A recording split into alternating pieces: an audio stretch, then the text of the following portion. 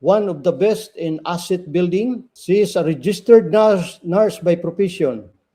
2016 runner-up of Lifestyle's highest personal group volume. 2018 awardee of Life Builders Club Team Player. 2021 nominee of Lifestyle's highest organizational volume. Please help me welcome Global Marketing Director Milagros Rocamora. The screen is yours, JMD.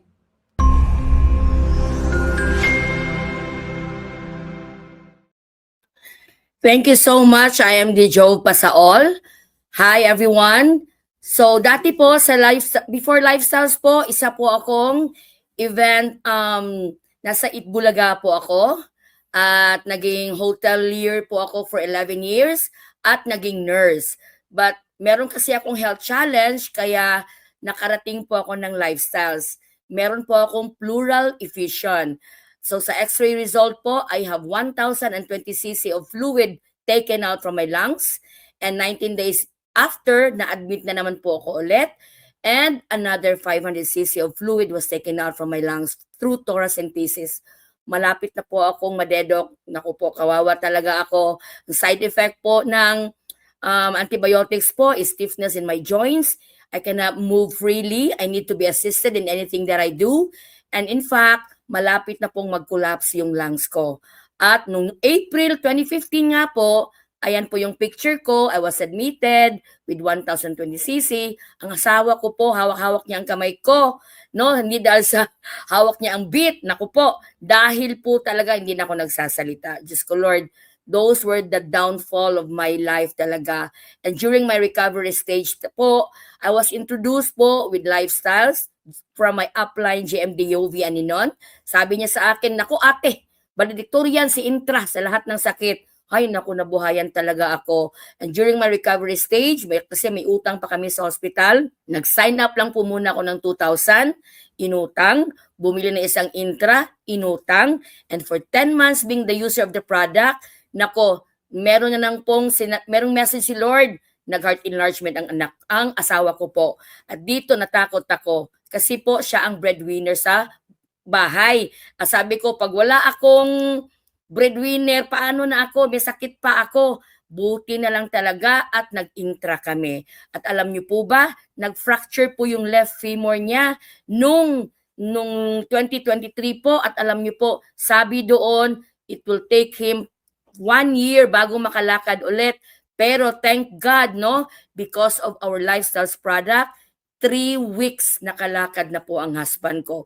Grabe, no? Of course, with PT and marami talaga massive product intake talaga. So, nag-decide talaga kami mag-mission sa Lifestyles. I attended a lot of trainings. Hindi po ako kumbaga naniwala po ako dahan-dahan na parang kaya ko naman ito. Kasi po, GMD Nera really gave me the chance to attend a presentation. And I was seated in front. And sabi niya, Miles, makinig ka lang. And nakilala ko ang opportunity, kaya ginawa ko lahat, na-promoted po ako, nagka-experience ng local travel, international travel, may mga sasakyan na, at nang dahil sa Lifestyles opportunity, nakapag-graduate po ako ng occupational therapy ang anak ko po, no, sa Veles College. And right now, she's a master's degree already and a full-time faculty ng Veles College sa OT. Grabe, no? Had it been I said no to this opportunity, for sure, hindi siya nakapag-graduate. Ang late kasi ng sweldo ng asawa ko dahil marami kaming loan. And of course, personality growth. Dito po, bumait po ako. From a very bitter version of me to a better version of me na naging mabait na po. Marunong na po ako magpatawad. Ang galing talaga ng products. Kasi po, baka singilin ako ni Lord. Hi, Tita Mila, how are you? So, ibig sabihin po, the product really works. And my big why po is ang pamilya ko po. Kasi po, bakit ba ako gumagawa nito? Dahil po talaga sa pamilya ko. Ang nanay ko, 80 years old, mag-84 years old na po. At dahil sa product, this coming May 7, 84 years old na siya. Nako, for sure, we will have a grand birthday for her. And you know what? Ito talaga ang reason kaya ginagawa ko ito wholeheartedly. Let's be honest ha, most people don't retire by choice. They retire because they have no choice. And because time ran out, because health is declined, or because opportunities were never built while they had the chance. And that's a reality we don't talk about enough. But here's the truth. It doesn't have to be that way for you. Retirement should be a decision away that comes from freedom, preparation, and the life you intentionally created. So while you still have time, the energy, the ability, kailangan po, you have to start planning right now, as in right now talaga, because you deserve to do it with dignity, with peace, and with power to choose. Not because you have to, but because you want to.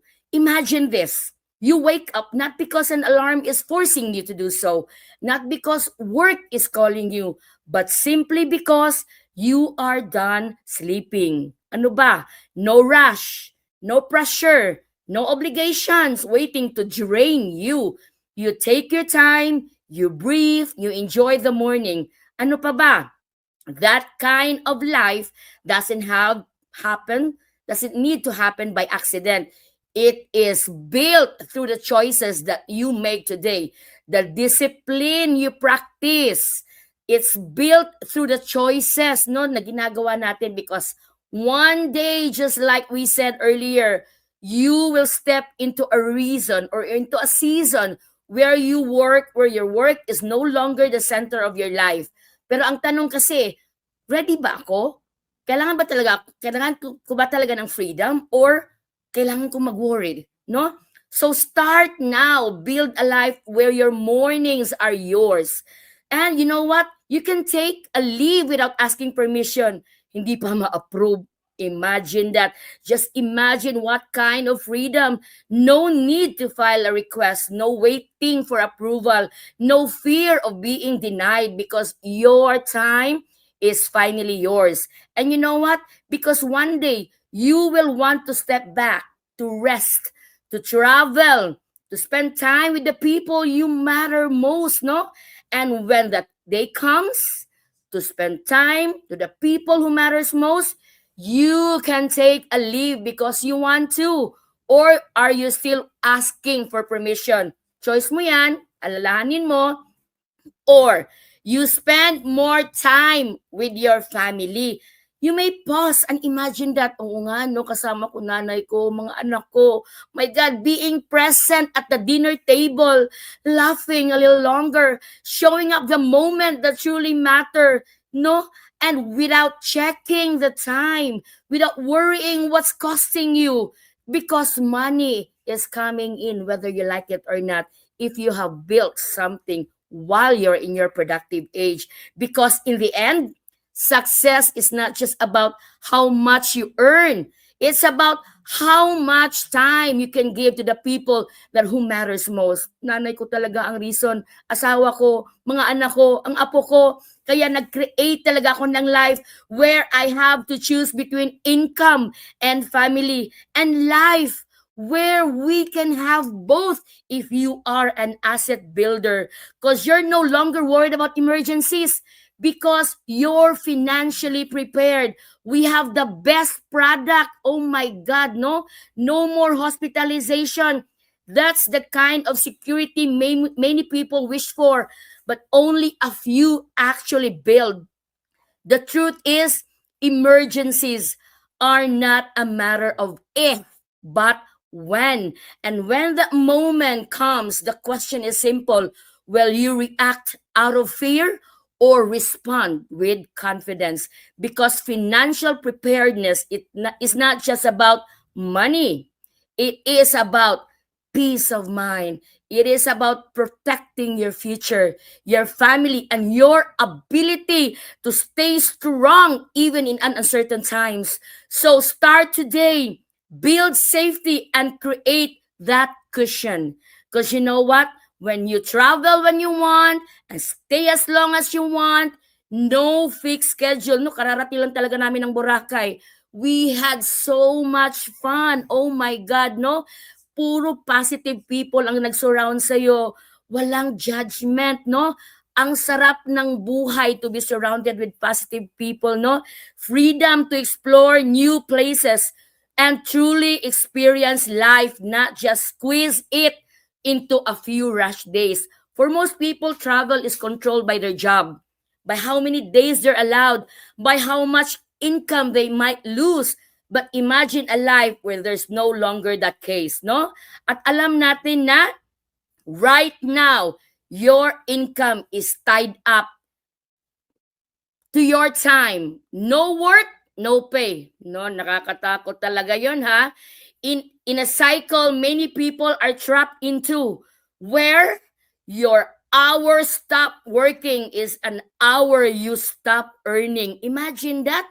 Grabe talaga. But in the future, your income continues even when you're not working, because money still comes in whether you're resting, traveling, spending time, because that's FIRE, means financial independence and retiring early.